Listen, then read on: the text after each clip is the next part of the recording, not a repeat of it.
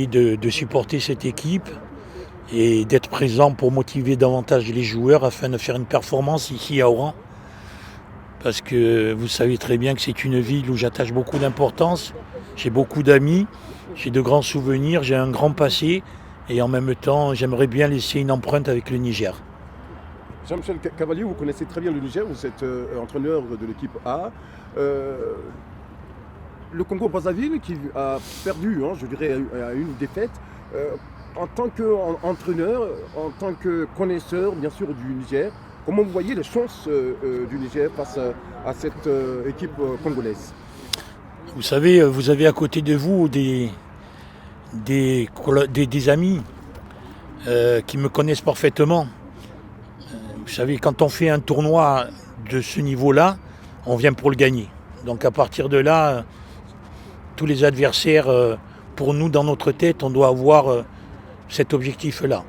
Ensuite, que ça s'appelle le Congo, le Cameroun et X, Y et Z, il faut être dans cet état d'esprit surtout. C'est pas l'adversaire, je pense, qui sera redoutable contre la volonté de quelqu'un, ça sera surtout cette détermination de vouloir remporter un match. Est-ce que vous avez donné des conseils à Rouno Doula? Je suis venu pour supporter l'équipe du Niger à prime. J'ai des joueurs internationaux A dans cette équipe et on fait tout en tous les cas pour faire l'union, parce que l'union fait la force. Il y a un sélectionneur qui a des capacités de gérer cette équipe-là et on souhaite tous que du bonheur. Certainement, vous avez suivi le premier match, première journée du Algérie. Il y avait une forte présence des supporters algériens, un engouement très spécial par rapport à ce tournoi. Justement, quel est votre avis sur la forte présence des supporters au sein des stades? Oui, la coïncidence veut que je viens d'entendre Majid Bouguera à la radio actuellement, qui est mon ancien élève, mon capitaine, et que j'adore et que j'admire, parce qu'il a tenu des propos pratiquement d'un entraîneur déjà expérimenté.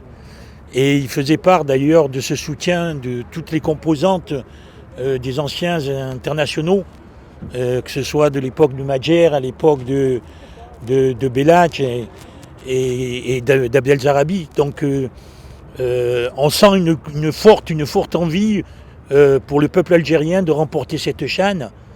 Et je pense qu'aujourd'hui, elle a beaucoup d'arguments pour.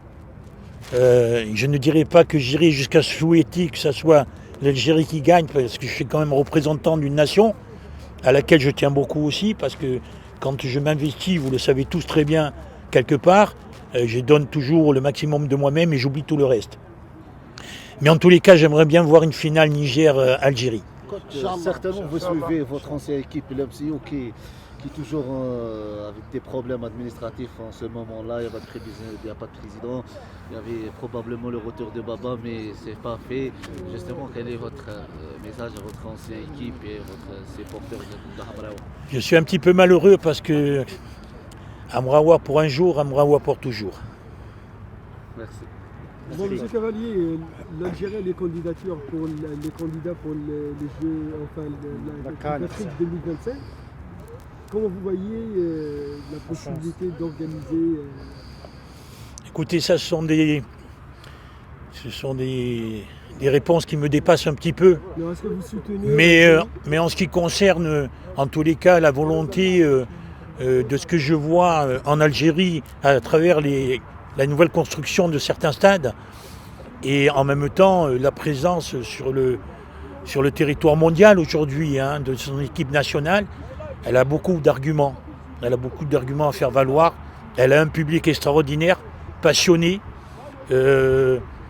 qui accompagne son équipe de bout en bout. Je pense qu'aujourd'hui, le football, dans la mondialisation d'aujourd'hui, est encore plus important qu'avant. Il est générateur d'union, de bonheur, de spectacle.